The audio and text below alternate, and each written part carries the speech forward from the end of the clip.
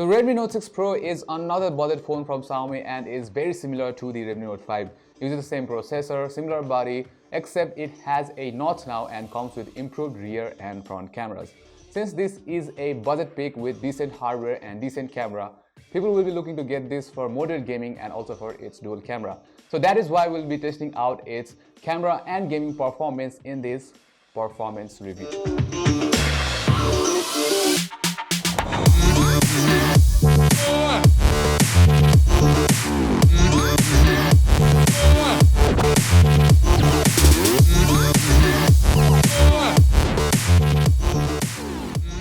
So we'll start with the performance of this device, but before that, let's just hover through its general specifications. This particular model comes with Snapdragon 636 chipset along with 4GB of RAM and 64GB of internal storage. Also, the phone is running on MIUI 10.0.5 on top of Android 8.1.0. As for the cameras, on the rear, the Redmi Note 6 Pro has a combination of 12MP sensor with f1.9 aperture and a 5MP depth sensor with f2.2 aperture.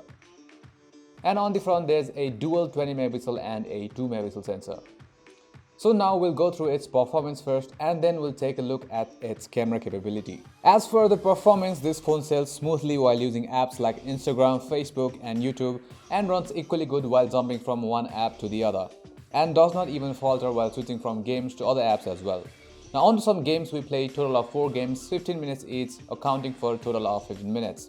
We started with 100% battery and after each game we noted down the battery drop and also checked if the device was getting hot or not. So first we played the best game of 2018, yes you guessed it, PUBG. We played PUBG at balanced graphics and medium FPS setting. The game ran good, but it was not as smooth as I'd like it to be. There were no lags or such, but the frame rate was quite low. I guess it will be best if you play PUBG at low settings on the Redmi Note 6 Pro.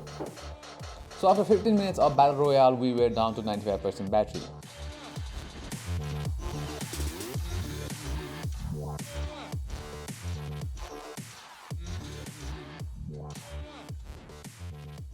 And now next on the list was the most popular racing game, the Asphalt 9 Legends.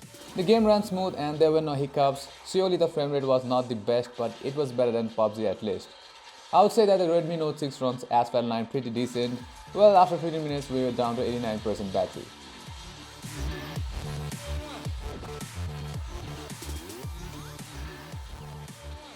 Now next we played Arcade Fighter, the Mortal Kombat X.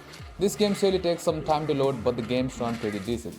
Since there are no graphics adjustment option in this game and it will automatically adjust the graphics according to the hardware being used. The graphics we were getting I think was quite low, but it was good nonetheless and it was smooth as well. After 15 minutes of Mortal Kombat X, we were left with 84% of battery.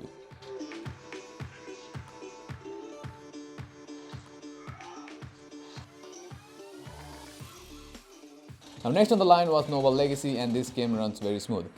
After 15 minutes of Nova, we were left with 79% battery and I did not notice significant heating as well. So after 1 hour of gaming, we are down to 79% from 100% and the device performed pretty well running all these games. Now that the games are over, we'll look at the camera samples.